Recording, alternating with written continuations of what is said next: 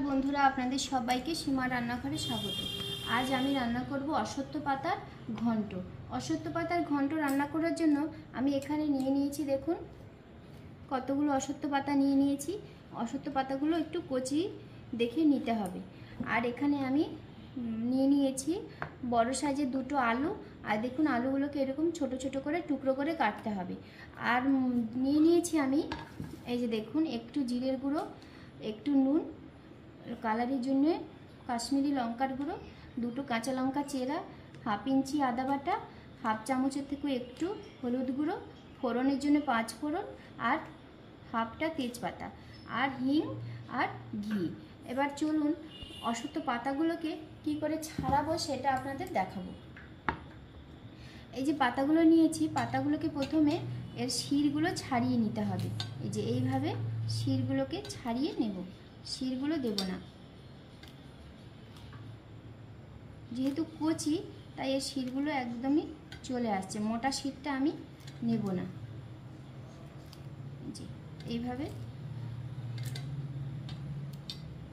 ছাড়িয়ে নেব, ছাড়িয়ে নিয়ে তারপরে এগুলোকে খুব সরু সরু করে কেটে নেব।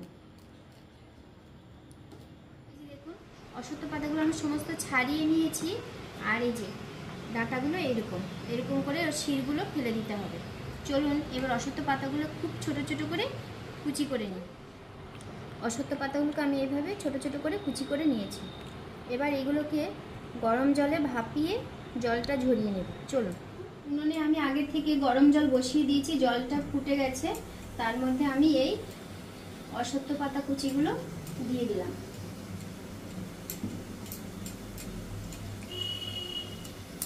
এবার এটা একটু ভাপিয়ে নিয়ে জল ঝরিয়ে নেব।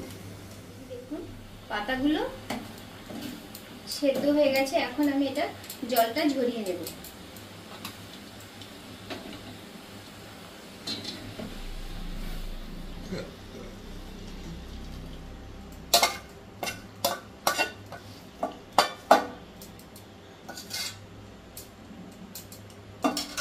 জলটা ঝরিয়ে নিয়েছি, এখন আমি কড়াতে উনুনে একটা কড়াই বসিয়ে দেব।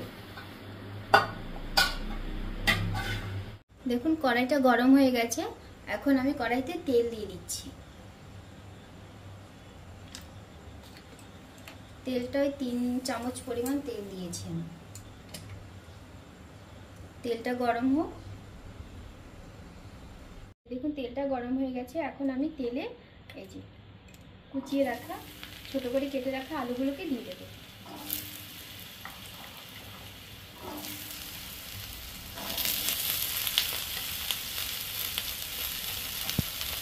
আলুগুলোকে আমি একটু লাল লাল করে ভেজে নেব।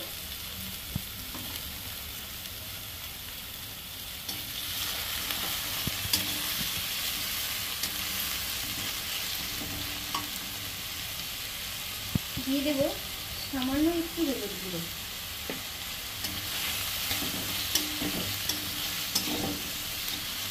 আলুগুলো যতক্ষণ না লাল লাল হচ্ছে ততক্ষণ এটাকে ভাজতেই থাকবো আমি। এই যে দেখুন আলুগুলো লাল লাল করে ভেজে নিয়েছি, এখন আমি আলুগুলোকে তুলে রাখবো।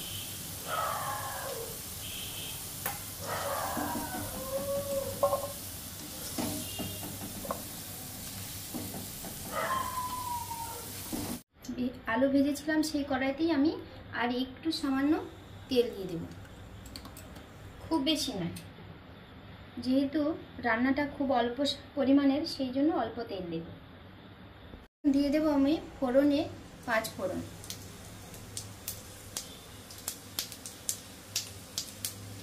দিয়ে দেব তেজপাতা আর দিয়ে দেব হিং।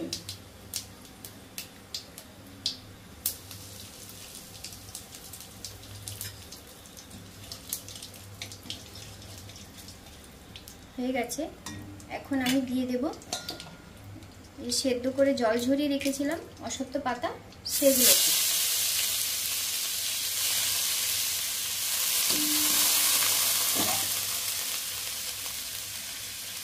দিয়ে আমি একটু নাড়াচাড়া করব।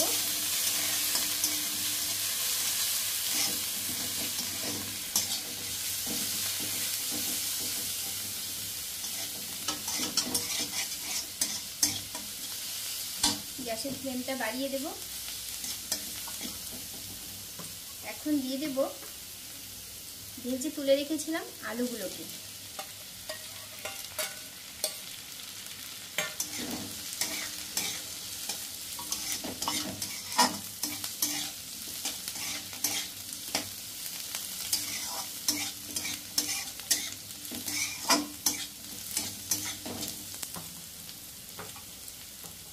এখন দিয়ে দেব আমি আদা বাটা। আদা বাটা দিয়ে দিয়েছি। দিয়ে দেব কাঁচা লঙ্কা চেরা, হলুদ গুঁড়ো, লঙ্কা, নুন, জিরের গুঁড়ো, সবগুলো আমি একসঙ্গে দিয়ে দিয়েছি। এখন আমি এটাকে ভালো করে কষিয়ে নেব। এই যে দেখুন আলু আর অশ্বত্থ পাতাগুলোকে আমার কষানো হয়ে গেছে। এখন দিয়ে দেবো আমি পরিমাণ মতো জল। জলটা খুব বেশি দেব না, আমি ঝোলটা গায়ে গায়ে রাখবো, সেই জন্য অল্প জল দেব। আর আলুটা তো যখন আমি ভেজেছিলাম তখনই খানিকটা সেদ্ধ হয়ে গেছে, এখন আর খুব বেশি সেদ্ধ হবে না, তাই জন্য জলটা বেশি দরকার নেই। এটাকে আমি একটু ঢাকা চাপা দিয়ে দেবো 5 মিনিটের জন্য। এই যে আমি ঢেকে দিলাম 5 মিনিটের জন্য।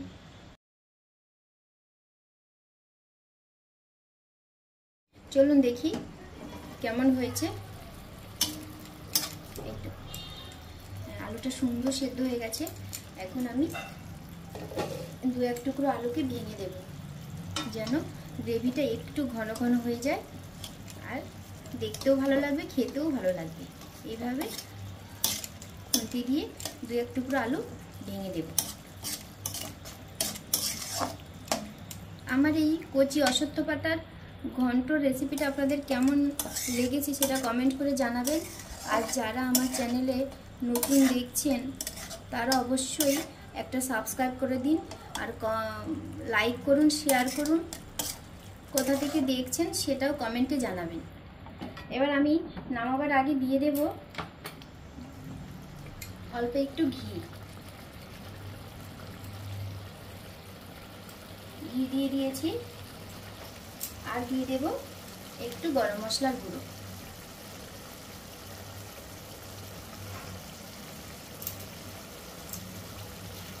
ব্যাস রেডি হয়ে গেছে আমাদের কচি অশ্বত্থ পাতার ঘন্ট। এটা গরম ভাতের সঙ্গে খাবেন বা খিচুড়ির সঙ্গে খাবেন, খেতে ভীষণই সুস্বাদু হয়। আর এই রেসিপিটা আমাদের ঠাকুর বাড়িতে রান্না হয়, ঠাকুরের খুব প্রিয় এই রেসিপিটা। চলুন এবার আমি গরম গরম ভাতের সঙ্গে পরিবেশন করব।